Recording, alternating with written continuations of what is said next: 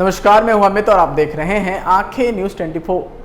नए संसद भवन के उद्घाटन को लेकर जदयू के राष्ट्रीय अध्यक्ष तरण सिंह ने मीडिया से बात करते हुए उन्होंने कहा कि केंद्र के द्वारा देश का इतिहास बदलने की कोशिश हो रही है। देश प्रेम का मतलब मोदी बताया जा रहा है, लोकतंत्र मतलब मोदी की परिभाषा गढ़ी जा रही है। वहीं आगे उन्होंने केंद्र सरकार पर तंज कसते हुए कहा कि देश में एक भी संवैधानिक संस्था निष्पक्ष नहीं बची है। संसद भवन के उद्घाटन में केवल विपक्षी दलों के नाम पर केवल नॉर्थ ईस्ट के कुछ दल शामिल हो रहे हैं, जिनके 1 या 2 सांसद हैं। वहीं उद्घाटन कार्यक्रम में शामिल होने जा रहे हैं। आपको सुनवाते हैं और क्या कुछ कह रहे हैं ललन सिंह। बिहार विधानसभा का जो विस्तारित भवन बना है, आपने उसके उद्घाटन में तो राज्यपाल को बुलाया नहीं, लेकिन अब वहाँ पर द्रौपदी मुर्मू को लेकर आप लोग बाइकआउट कर रहे हैं। देखिए, विस्तारित भवन सुशील मोदी जी को बीमारी है, हम पहले भी बोल चुके हैं। सुशील मोदी जी को बीमारी है, वो लगातार छपास रोग से ग्रस्त हैं। कुछ भी बोलना उनका काम है, लेकिन उनको कुछ मिलने बीजेपी नेतृत्व उनको कुछ देने नहीं जा रही है। हालांकि हम लोग चाहते हैं, हम लोग की शुभकामना उनके साथ है कि उनको कुछ मिल जाए, लेकिन कुछ मिलेगा नहीं। अब वो जो बात बोल रहे हैं विस्तारित भवन और विधानसभा भवन, दोनों में अंतर उनको नहीं समझ में आता है। इतना भारी ज्ञानी है। अरे विस्तारित भवन तो दिल्ली में भी पार्लियामेंट का बना है, एक्सटेंशन पार्लियामेंट का भी है, एक्सटेंशन एनेक्सी है। तो एनेक्सी का कौन उद्घाटन किया, कौन उद्घाटन नहीं किया, ये कोई पूछने गया? कभी कोई जानने का भी कोशिश किया कौन किसने किया? अब अगर एक्सटेंशन का वो विस्तारित भवन का उद्घाटन करना था तो प्रधानमंत्री जी उसको उसमें जहां बना है वहां अपना प्रधानमंत्री कार्यालय बना लेते, विस्तारित भवन कर लेते।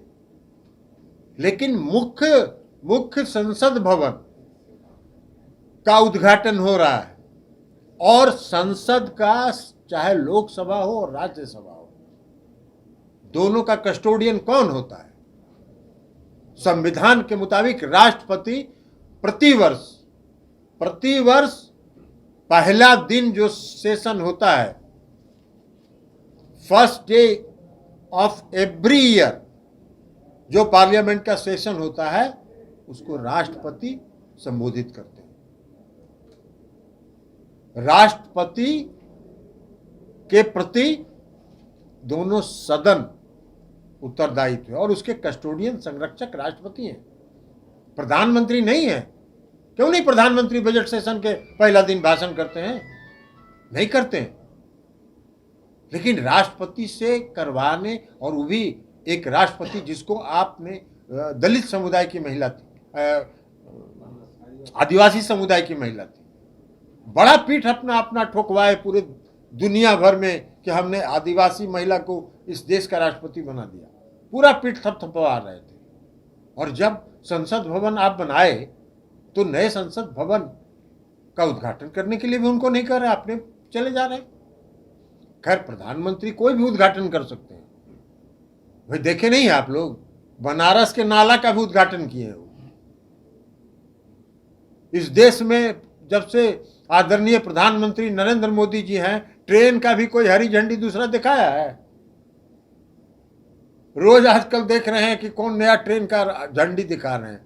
देहरादून से दिल्ली, दिल्ली से देहरादून का भी झंडी वही दिखा रहे हैं। तो किसी को नहीं करने देते हैं। तो इसलिए उनके लिए कोई नई चीज नहीं है, वो हर उद्घाटन खुद करेंगे, नाला हो, चाहे वो सड़क हो, चाहे कुछ भी हो। लेकिन संसद का भवन के निर्माण नहीं होना चाहिए। जो वर्तमान संसद भवन है उसका एक गौरवशाली इतिहास है, वो एक ऐतिहासिक धरोहर है। इस देश का संविधान वहीं बना, संविधान सभा की बैठक वहीं हुई। तो संविधान का जहां से निर्माण हुआ वही ना संसद भवन होगा। अभी तो देश का इतिहास बदल रहे हैं। वो गौरवशाली इतिहास से हट के अब श्री मोदी इतिहास पर चले आए, संसद भवन नया बना के। इसलिए मैंने पहले भी कहा कि 2024 में यह देश भाजपा मुक्त होगा, और जब यह देश भाजपा मुक्त होगा तो जो नए संसद भवन का उद्घाटन वो कर रहे हैं उसमें दूसरा काम कराया जाएगा। तो आपको के मंदिर का हम काहे का अपमान करेंगे? लोकतंत्र का मंदिर तो मेरा है, लोकतंत्र के मंदिर का सर्टिफिकेट देंगे सुशील मोदी? इस जो पार्टी इस देश में सारे लोकतंत्र को समाप्त कर रही है, वो लोकतंत्र का सर्टिफिकेट किसको दे सकता है? आप बताइए, दिल्ली में क्या हुआ? दिल्ली में सर्वोच्च न्यायालय ने, सुप्रीम कोर्ट ने 5-0 से 5 जजों की संविधान पीठ ने दिल्ली के चुनी हुई सरकार को अधिकार दिया। 5-0 से, किसी जज की असहमति नहीं थी। सुप्रीम कोर्ट ने यह कहा कि चुनी हुई सरकार पर कोई मनोनीत लेफ्टिनेंट गवर्नर कैसे शासन करेगा भाई जनता पर? 3 काम छोड़ दिया उन्होंने भारत सरकार के और लेफ्टिनेंट गवर्नर के जिम्मे। एक पुलिस, दूसरा कानून व्यवस्था और तीसरा जमीन का मामला। इसके अलावा सर्वोच्च न्यायालय के संविधान पीठ ने कहा कि सभी काम दिल्ली सरकार के अधीन रहेगी। 19 तारीख को सुप्रीम कोर्ट बंद हो रहा था, आप अध्यादेश लाके फिर से सारा अधिकार लेफ्टिनेंट गवर्नर को दे रहे हैं। लोकतंत्र चला रहे हैं, इसी को लोकतंत्र कहते हैं। यही लोकतंत्र है। लोकतंत्र की हत्या कर रहे हैं आप इस देश में अघोषित तानाशाही लागू कर रहे हैं और 2024 तक देश की जनता देख रही है। दोस्त 2024 में आपको मुक्त करेगी। लोकतंत्र का परिभाषा सिखा रहे हैं। लोकतंत्र का तो वह है जो अभी वर्तमान में संसद भवन है, उसका एक गरिमा है, उसका धरोहर है, वो संवैधानिक धरोहर है। आपको जरूरत है तो उसको उसमें एक्सटेंशन कर सकते थे, उसको और बढ़ा सकते थे। तो उसको बंद करके नया इतिहास लिख रहे हैं, मोदी इतिहास लिख रहे हैं, नए संसद भवन का निर्माण करके। माने पुराना इतिहास को समाप्त करके नया इतिहास कर रच रहे हैं। यही काम कर रहे हैं और कर रहे हैं लोकतंत्र। किसको लोकतंत्र सिखा रहे हैं? लोकतंत्र का हत्या तो आप कर रहे हैं, हर जगह कर रहे हैं। अरे मुक्त हो रहा है ना, हिमाचल मुक्त हो गया, कर्नाटक मुक्त हो गया, दिल्ली नगर निगम चुनाव में बहुत भारी इंतजाम किए थे, पूरा दिल्ली नगर निगम को एक करके ज्वाइंट कर दिए, बिल ले आए, पास करा लिए, तब भी इन्हें खुश हार गए। पूरा दिल्ली के विधानसभा के चुनाव में क्या सीट मिला है भारतीय जनता पार्टी को? लज्जा भी नहीं है लोगों को। जब सीट हार जाते हैं, जनता के वोट से हार जाते हैं, उसके बाद लेफ्टिनेंट गवर्नर के माध्यम से शासन करना चाहते हैं। कौन सा लोकतंत्र है? किस लोकतंत्र की बात कर रहे हैं?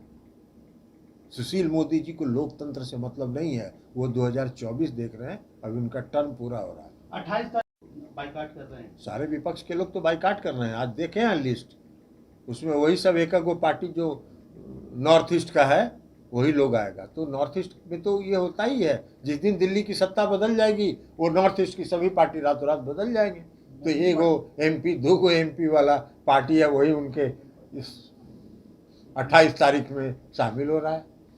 नवीन पटनायक उनके साथ नजर आ रहे हैं। ठीक है, नवीन पटनायक जी हैं तो हैं। कांग्रेस मुक्त भारत की कल्पना थी तो आप भाजपा के साथ थे, और भाजपा मुक्त भारत की बात आ रही है तो आप UPA में हैं। कहाँ हम कांग्रेस मुक्त की बात कर रहे थे? हमने कभी कांग्रेस मुक्त की बात नहीं कही। कहाँ से आप परिभाषा निकाल रहे हैं? भाजपा मैंने हमने कभी नारा, हम लोगों ने कभी नारा दिया था क्या कि कांग्रेस अरे कांग्रेस ने मुक्त में कभी हम लोगों ने नारा दिया था क्या? ये आपकी परिभाषा हो सकती है, आपकी सोच हो सकती है, हमारी सोच नहीं है। हमारी सोच है अटल जी, आदरणीय अटल जी और आदरणीय अडवाणी जी की भारतीय जनता पार्टी दूसरी भारतीय जनता पार्टी थी, जो लोकतंत्र में विश्वास करते थे, जो अपने सहयोगियों के प्रति सम्मान का भाव रखते थे, जो अपने साथियों के प्रति प्यार का भाव रखते थे। आप तो तानाशाही का भाव रखते हैं, अहंकार में आप हैं, और पूरे अहंकार में आप इस देश की पूरी लोकतांत्रिक व्यवस्था को समाप्त कर रहे हैं। एक इस देश की संस्था का नाम बताइए जो निष्पक्ष है। एक संस्था का नाम बताइए जो निष्पक्ष है, नहीं है। चौथा स्तंभ जो था वो अभी अब निष्पक्ष नहीं।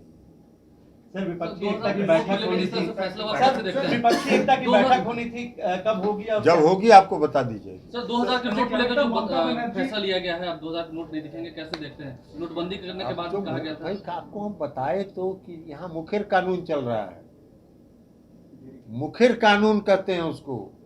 जो मोदी जी बोल दिए वही देश में कानून बन जाएगा। तो वो कह दिए कि भाई 500 1000 रुपए का नोट खत्म हो जाएगा, 500 का नोट खत्म हो जाएगा, 2000 का नोट ले आए। फिर अब कह रहे हैं कि 2000 का नोट खत्म हो जाएगा तो कल दूसरा नोट ले आएंगे। तो ये मुखर कानून वाला राज है, मुख से जो निकला वही कानून। अगर आपने अभी तक हमारे चैनल को सब्सक्राइब नहीं किया है तो हमारे चैनल को जल्द से जल्द सब्सक्राइब करें, लाइक करें, शेयर करें और कमेंट करें। क्या आप पत्रकारिता के क्षेत्र में अपना कैरियर बनाना चाहते हैं? तो आज ही royal Ashoka institute of mass communication and journalism में अपनी जगह सुनिश्चित करें। आर्यभट्ट ज्ञान विश्वविद्यालय पटना से मान्यता प्राप्त 100% प्लेसमेंट के साथ royal Ashoka institute of mass communication and journalism, नामांकन जारी है। हमारा पता है DS/16 गायत्री मंदिर के समीप, कंकड़ बाग, पटना 8,20,000। आप हमें संपर्क भी कर सकते हैं। हमारा मोबाइल नंबर है 9955456126।